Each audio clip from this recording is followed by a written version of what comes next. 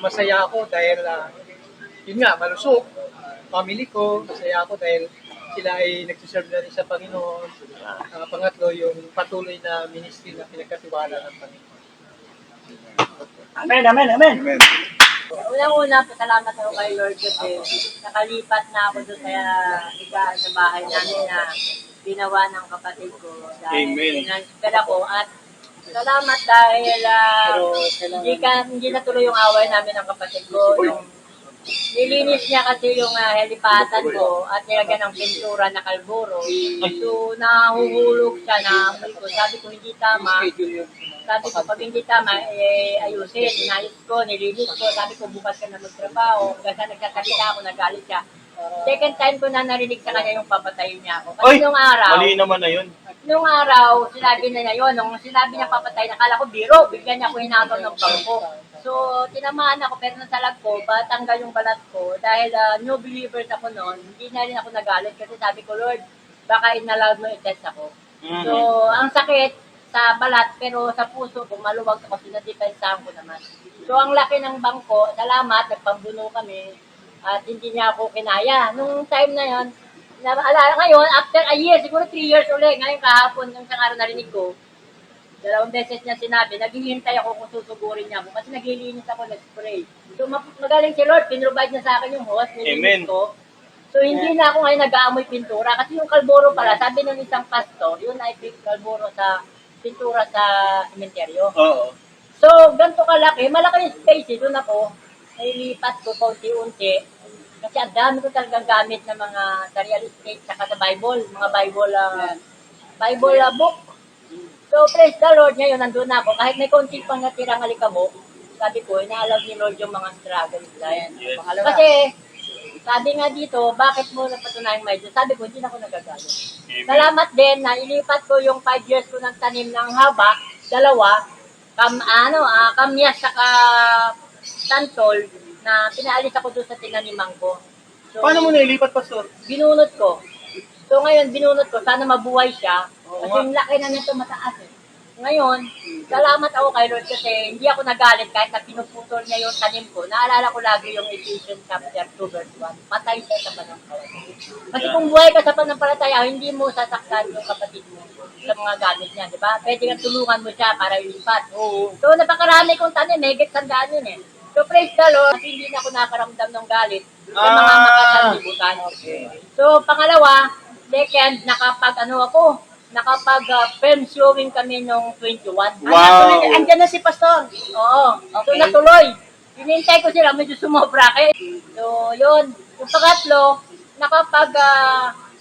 inallowed ako ni Pastor July na mag-share ng mag-lead ng Bible study. So, na-share ko yung holiness na topic namin. So, salamat kay Lord kasi nagagamit din niya ako sa ministry. At sa buhay ko, hindi na ako sinabihan kahit mainit. Praise the Lord sa mga nakakausap kong tao. Meron isa doon mura ng mura. Pero sabi niya, dahil sa akin, nagbago siya. Pero sabi ko, hindi ako nagbabago sa iyo, si Lord. Sabi ko, yung kapatid ko rin, sabi ko, magsisi ka na. Huwag mo nang sundin yung mali. At para hindi ka parusahan ni Lord. Pero totoo yun, meron talagang punishment. Pagka kinakalaban mo yung mga nag-share ng Word of God.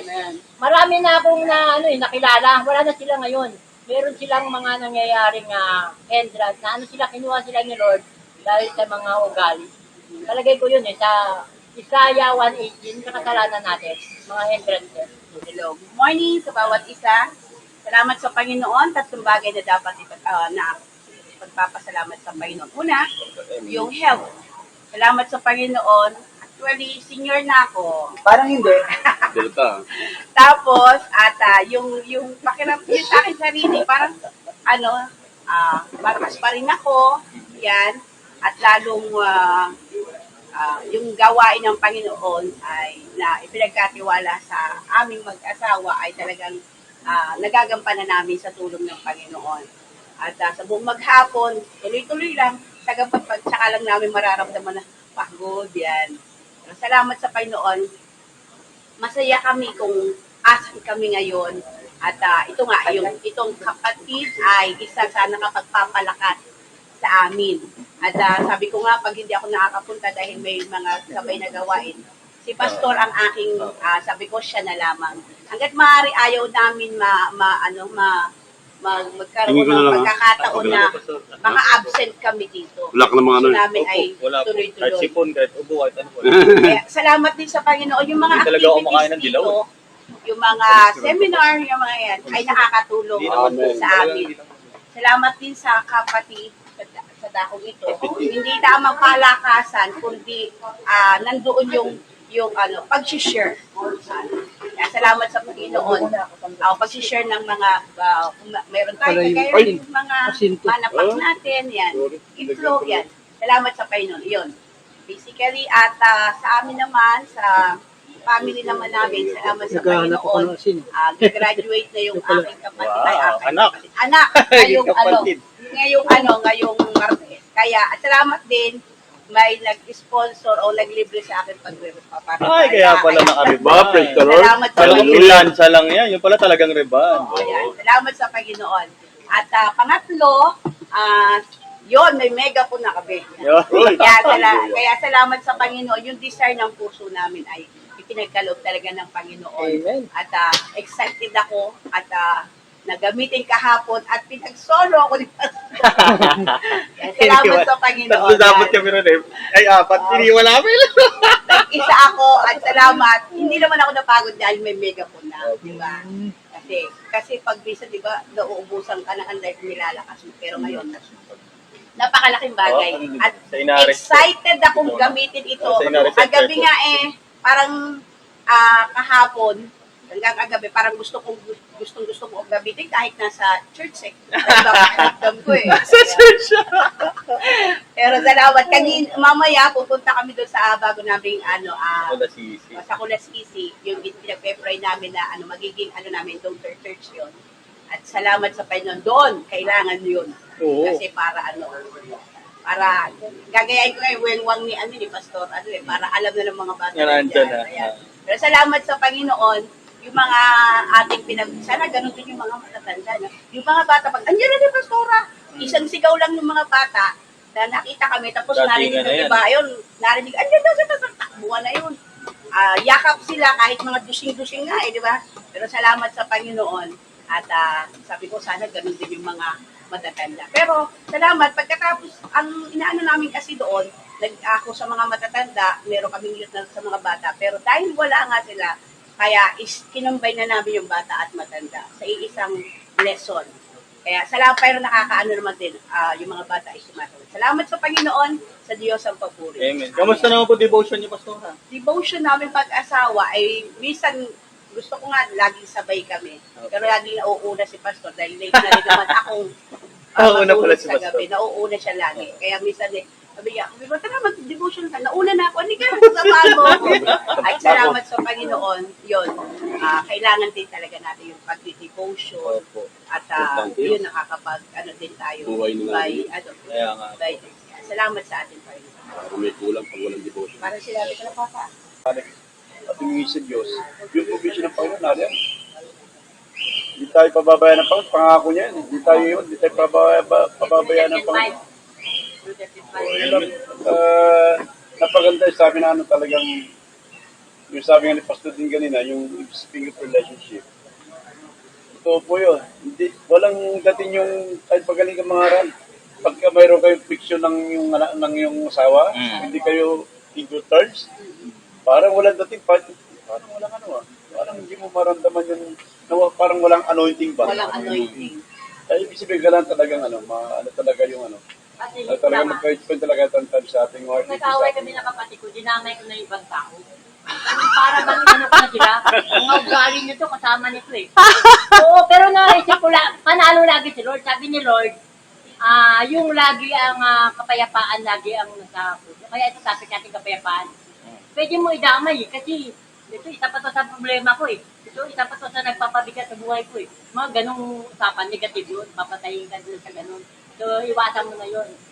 Yes, salamat sa pagkakataon kasi, totoo lang. Totoo, inisip ko yun. Pero nawala. Bakit? Mas makapangyarihan na salita ng Diyos. Amen. Yung topic ka kanina, yung kinot natin sa Leviticus 6:12-13, sabi nga ni Pastor din ito naman talaga, nagbigay talaga ng apoy mula sa Diyos. Pero yung para masustain yung apoy sa puso natin, tayo yun. Yes. Sa atin na yun. Tayo magpupuno, tayong gagawa nun, hindi ang Diyos. Yeah. At hindi nakakapuno yung yung pagme-minister. Ay, Maniwala kayo sa hindi. Hindi, ano yun? Palabas yun pag Palabas yun. nag-minister ka. Palabas yun. Ang pagpupuntas talaga, mag-spend tayo talaga ng time sa Panginoon. Yes.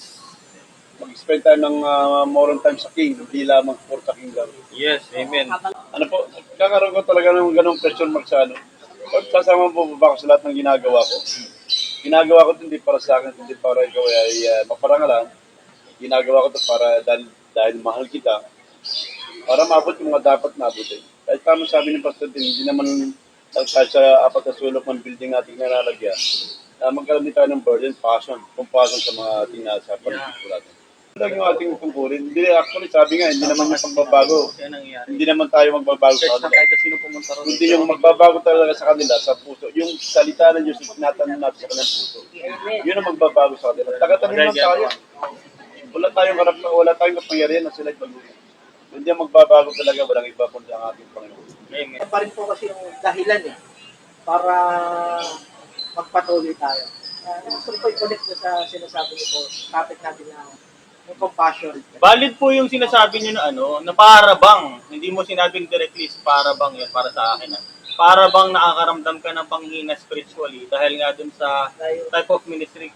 Kasi tao tayo kasama yun sa kabuuan na aspeto natin Pwede kang spiritually strong kaya napagpatuloy ka dun sa gawain, pero nakakaramdam ka ng pagod. Bilang tao, paminsan-minsan po napapatanaw tayo dun sa paligid natin sa circumstance. Ang solusyon po dyan is yung pananaw naming mga church planter na beginning with the end in mind. Pag nagsimula po kami sa isang church planter nga rin pala to. Sino ba may church planter dito? Halos lahat pala ng umattend ngayon church planter. Sa pananaw kasi namin, pag nagsimula ka sa ministry, alam mo na, nakasangkapan ka lang ng Diyos para dyan. Tama po ba? Amen. Ang trabaho mo ngayon dyan, kung ano yung pinapagawa ni Lord sa specific, so nakafocus ka ron sa ginagawa mong yun, anytime na sabihin niya pull out ka na kasi wala kang ownership dyan sa gawain na yan. Nakakaramdam kami ng awa sa tao pa rin. Tama po ba, mga church planters? Puro church planter kasi. Nakakaramdam kami ng compassion sa tao pa rin, pero yung compassion na yung tumitigil sa kung kailan sabihin ng Diyos sa amin na, sa ibang lugar ka na naman. So, ulitin ko po yung solusyon para dun sa isang solusyon para mawala yung sinasabing pagod. Yung beginning with the end in mind. Nung nagsimula ka ba dyan, ang unang tanong, bakit mo ginagawa yan? Para saan at ginagawa mo yan? Ano ang dahilan? Ba't ginagawa mo yung bagay na yan? Kung ang sagot mo doon ay pinapagawa ni Lord to sa akin, kahit umilit na yung gulong sa paggulong sa daan, kahit gaano pa kabilis yan, hindi ka titigil sa paggulong hanggat di sinasabi ng Panginoon mo na tumigil ka na. Kasi nga, sure ka na siya nagpapagawa sa'yo na yan. Isa pa po ang pananaw pagka meron ka nung ganong mindset. Dito sa pagresulta, pag may mindset ka na beginning with end in mind, hindi mo tinitingnan yung bilang ng dumadalo sa'yo Tama po ba? Ang iniisip mo, isa man lang na makakilala sa Diyos, magdiriwang ang lahat, pati ang mga anghel sa langit. Iba yung dugong nananalaytay sa church planter, para sa akin lang to. Kumpara dun sa nangangalaga ng ibang mga grupo pa Na-experience ko po parehas. Yung mag-serve dun sa malaking simbahan, mga 7 to 10,000 na members sa isang particular na local church. At mag-serve po sa tribal church. Na-experience ko rin po mag-serve sa simbahan na napakabilis lumaki. So in 3 months time, nasa 130 to 100 something yung dumadalo from zero. At na-experience ko rin naman magkaroon ng small group na dynamic talaga yung pagdami. Makikita ko po doon yung kaibahan Ni ultimo doon sa puso nung naglilingkod. Habang nandun po ako, ang iniisip ko noon, na nandun ako sa malaki, natutuwa ako doon sa bilang na dumadalo. Nalilimutan ko tingnan yung spiritual depth ng bawat dumadalo. Samantalang pag konti yung pumapasok, mas nakafocus ako sa nagbabago ba yung buhay nito. Patuloy ba ito nakakilala sa Diyos? Kasi habang tumututo ka dun sa lalim ng tao, tsaka dadali ng Diyos yung bilang o yung dami. Pero kung sakaling tawagin ka ng Diyos sa ibang bagay, wag mong, nakikita ko sa iyo ngayon, pasensya ka na, medyo may konting ownership ka dun sa mga tao, kaya ka nakakaramdam ng panghihina. Bitawan mo yung ownership mo na yun, kay Lord yun. So yun yung pananaw na kung mamamatay ako ngayon, maluwag ba sa puso ko na iwan itong mga to? Ganun siya dapat. Pero yan, medyo favorable sa inyo po yung wala pa kayong anak sa ngayon. Mag-iibang kabuuan ng pananaw ninyo mag-asawa. Pagka nagkaroon kayo ng blessing, Oras na magka-baby na. Oo, iba yung iba yung takbo ng ministry, pati yung focus mo, Yes. yung oras mo. Yes. Magbabago yan, so Yes. pagka may baby. Kaya piniprepare kayo ng Panginoon, Opo. despite of 13 years. Pero alam nyo, pag nag-start ka, tama si Pastor Jean, huwag mo angkinin nyo kasi kay Lord talaga yon. Ngayon, Hindi mo pagod tupa. mo, ako nilalakad ko lang Hindi natin tupa yun. pauwi, Tupa ni papunta, Lord. mainit. Mainit, pero pagdating doon, tuwa-tuwa ako kasi hinihintay ako ng mga bata. Yes. At enjoy sila. Pag tinuturuan mo, sumusunod, kanta tayo. Para bang ikaw yung nag-lead. Kaya lang, hindi mo siya ma-maintain dahil nga, meron pa siguro pinagagawang iba si Lord. So, pagka may pinagawa na si Lord sa yung iba, hindi sayang yun. Kasi babalikan mo naman sila, matutuwa ka. Katulad yung isang araw, binalikan ko yung mga siguro mga 1 month ko sila iniwan. Andun sila, umatid lahat. So, praise the Lord. Nakaroon na sila ng ngayon kasi may hinihintay silang Bible galing Korea, nakapuno ko sa Actually, sabi ko nga 50, pero sabi niya mabigyan. Tama naman. Pero yung mabigyan ka ng blessing, natutuwa ka sa gawa mo. Kasi yung gawa mo, hindi mo agad maaani. So, ang effort mo, wala na yun. Sabi niya, si Pablo nagtanim, si Apollos nagdilig, si Lord nagpapalago. Amen. Pagka yun alam natin yun, hindi tayo magsasayang, hindi tayo mong problema. Kahit saan ka, pag masiraan ka man doon, magsishare ka doon, Yes. evangelization pa rin yun. Yes. Walang ano kay Lord, walang mahirap kay Lord. Kaya praise the Lord sa mga ministry natin. Maganda talaga, palakasan. Alam natin yung mga share. Ako meron pa ako isang pinagpipray, yung bayasat, matindi doon puro adik So walang problema, kasi pagdating ng isa, sabi ni Brother Raul, yan, scorer. So alam ka namang hulihin mo, hindi ka naman pulis. So pag-pray natin, tatlo yung mata.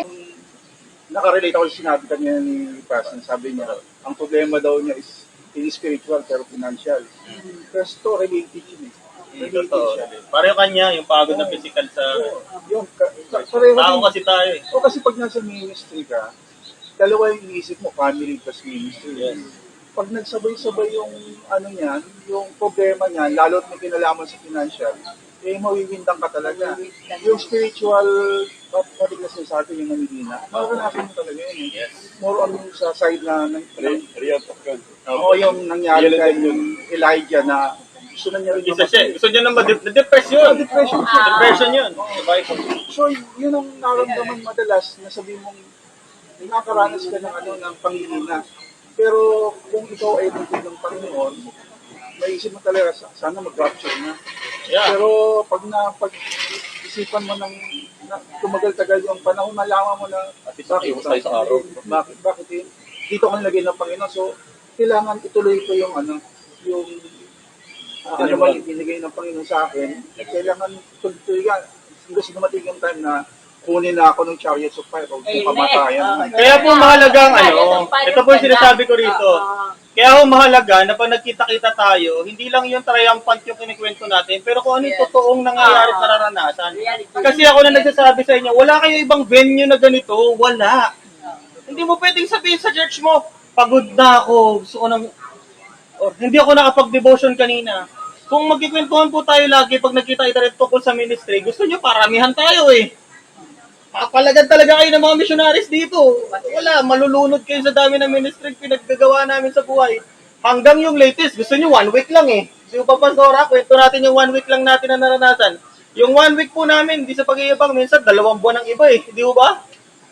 Pero, kaya tayo nandito para i-share talaga yung kagaya na sinabi. Kaya very good si Raul ngayon eh. Very good si Raul ngayon. Bibigyan ko ng 200 yan pag Kasi dito may umiyak. May Pastor Bernard, nahabang. Gusto na solve yung problema na financial. Pero ako naman, hindi naman ako, kasi naranasan ko dito, sabi, binigay ko kay Pastor Bernard yung utang ko 10,000, hindi ako binigyan tulong. Pero okay, Ay, hindi ka talaga namin bibigyan. Huwag ka umakasa. Hindi, masaya lang ako kasi alam mo, pagka na-share mo yung problema mo, si Lord naman talaga susunod, hindi tao. Pero gagamit siya. Maganda kasi dito, umaamin tayo ng kahinaan. Exactly. Yan ang Na purpose ng ilalabas kapatid. natin. Pero dito naman, secured ka naman na Yes. yung mga sinabi mo, Mga hindi tubig na ilalabas. nakakarinig. Dahil po naka-record to, kinakat ko yan, alam naman nila eh. Walang paggaling kasi. Yes. Kaya hindi mo sinabi yung sugatan ka, ano ka. Ulitin mo nga, Pastora. Walang paggaling. Pakagaling mo kasi talaga yun. Yes. Galing. Kalimutan ko to yun. Walang paggaling. At dito, kumbaga sa yung wala kang dapat itago. Umamin tayo sa ating mga kahinaan. Habang tayo kasi umaamin, so, may mga nakapaligid sa'yo, hindi para ikaw ay i-condemn, Yes. kundi tayo para palakasin. Yes. Kaya pag nasabi mo dito yung mga kahinaan mo, yung mga kapalpakan mo, hindi ibig sabihin na pag-uusapan ka Yes. pagdating sa dito lang yon. Ang maganda pag nasabi mo yon, hindi lamang ikaw papalakasin, may mag-aalaga sa'yo sa panalangin. Yes. Lalo na kung totoo to, pag wala ka dito, naghahanap siya, ano kaya, kumusta kaya siya, Yes. ganito. May concern tayo sa bawat isa. Kaya dito tayo, pag sinabi mo yung kahinaan mo, mapapalta naman yun eh. Pag sinabi mo na, papalta na ng kalakasan. Kalakasan. Galing sa pain. Pero kung hindi mo aaminin, mananatili kang mahina, mananatili kang talunan, mananatili ka doon sa kayong kalagayan. Salamat sa Panginoon na mayroon tayong ganitong gawain dito, na ganito kapati. At hindi dito nga, sabi ni Pastor Dean, hindi pinag-uusapan ng ministry. Yes. Ang pinag-uusapan natin dito, personally, yung buhay ng bawat isa sa Yes. atin. Kaya kailangan natin talaga ito. Amen. Salamat sa ating Panginoon. No. Ang attending church ba, magagawa mo kahit malayo ka sa Diyos, hindi ka kumikilala sa Kanya. Kaya mo bang dumalo sa simbahan? Di ba? Makakadalo ka ng simbahan nang hindi ka kumikilala sa Diyos. Ilan bang nagsisimba sa church na hindi paligtas? Ang dami. Marami. Kaya yung pag-attend sa simbahan, hindi yun considered. Hindi kasama, hindi counted yun. Obligasyon mo na yun bilang Kristiyano, ginagawa mo na lagi yun eh. Linggo-linggo. Di ba? Nagsisimba ka na talaga. Ulitin ko ang attending church ba, nangangahulugan na intimacy na kaagad? Hindi pa, di ba? Obligasyon Pwedeng may intimacy ka, kaya ka dumadalo, pero hindi dahil dumadalo ka, intimate ka na kay Lord. Marami dumadalo sa church na hindi pa naman talagang Kristiyano. Just go lang. Ito pa, yung preaching ba ng sermon, nangangahulugan na intimate ka na kay Lord pag nag-preach ka? Dito ka rin magugulat, isa pa to, hindi. Di ba? Hindi porket nag-preach ka regularly, malapit ka na sa Diyos. Pwede ka nga mag-preach tuloy-tuloy na may kasalanan ka tinatago eh. Di ba? Ang dami niyan sa history, di na natin papangalanan. Ito pa, pwede ka ba kumanta ng worship song na hindi ka pa kumikilala sa Diyos? Pwede. Di ba? Pwede. So pwede kang magkanta ng worship song, kunyari nagpupuri ka sa totoong Diyos. Opo, wala pala sa puso. Di ba? Counted daw hindi na intimacy dahil nakikita ka sa public na kumakanta ng worship song. Ginawa yan ang kakalala kong pastor. Ngayon, pastor na talaga siya. Pero alam mo ba, kinuha yung asawa sa Linggo, sa church, bangaraw sa Ito pa, yung alam sa doktrina o sa salita ng Diyos mismo, yung dami ng kabisado ng verses, pagkakaintindi mismo sa doctrine. Ebidensya ba yun? O kailangan ba intimate ka para magawa mo yun? Ang reality, maniwala kayo sa hindi. Pwede na makabisado mo yung verses na yan. Kaya nga sabi sa Bible, may posible, I never knew you pagdating mo sa langit di ba? Lord, nangaral kami ng salita ng Diyos, nagpalayas naman sa mga spirito sa pangalan mo. Ginagamit ni God. Yun pala, hindi ka kilala ng Diyos.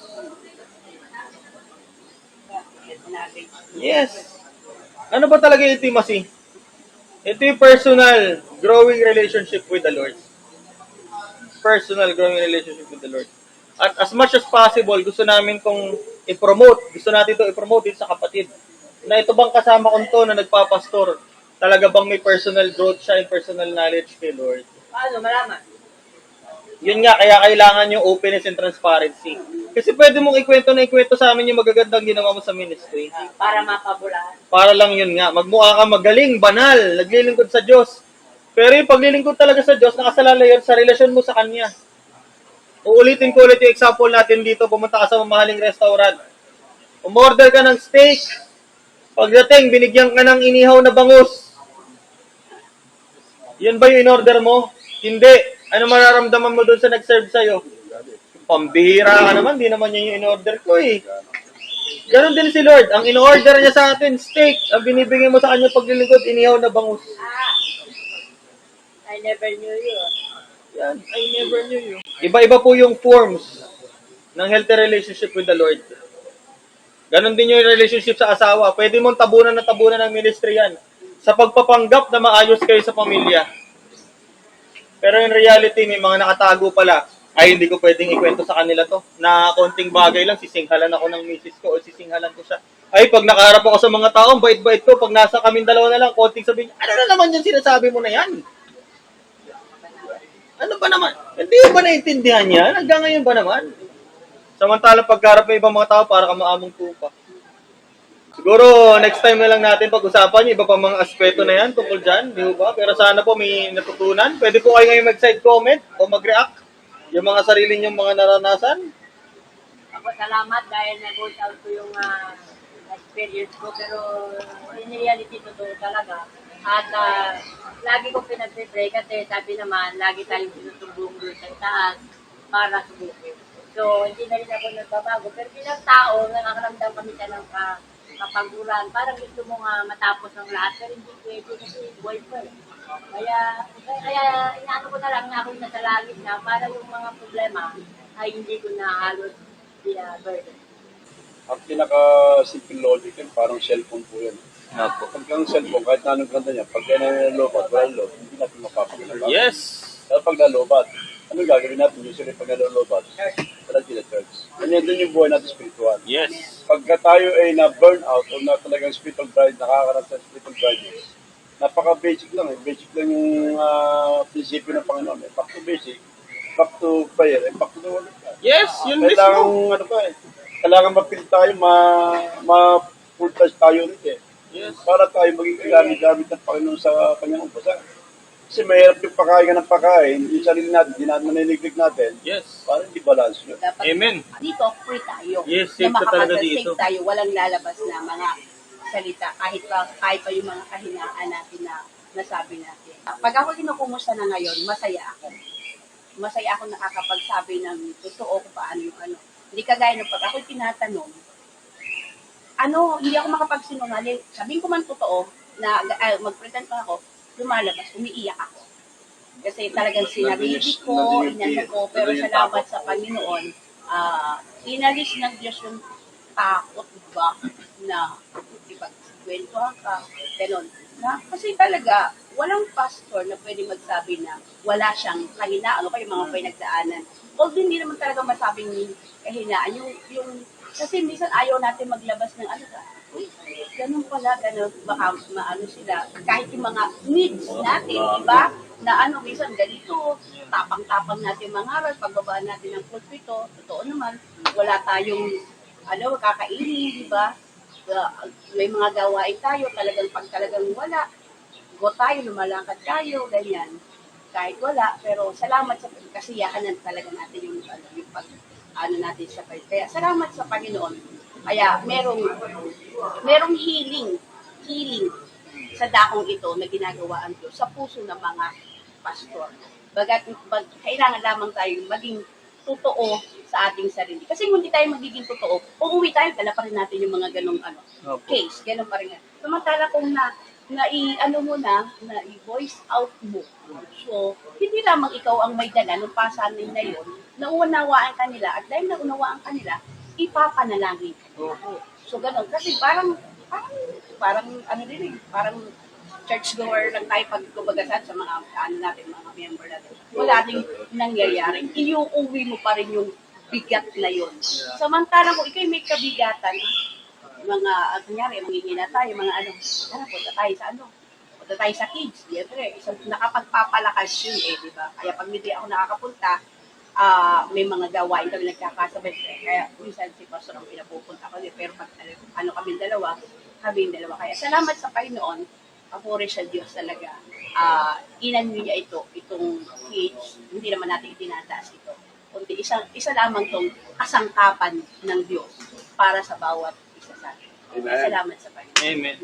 Saramdam niyo po ba dito na talagang di ba, pag may problema ka, hanggat kayang gawa ng paraan, ginagawa ng paraan ng mga kasama nating pastor talaga dito.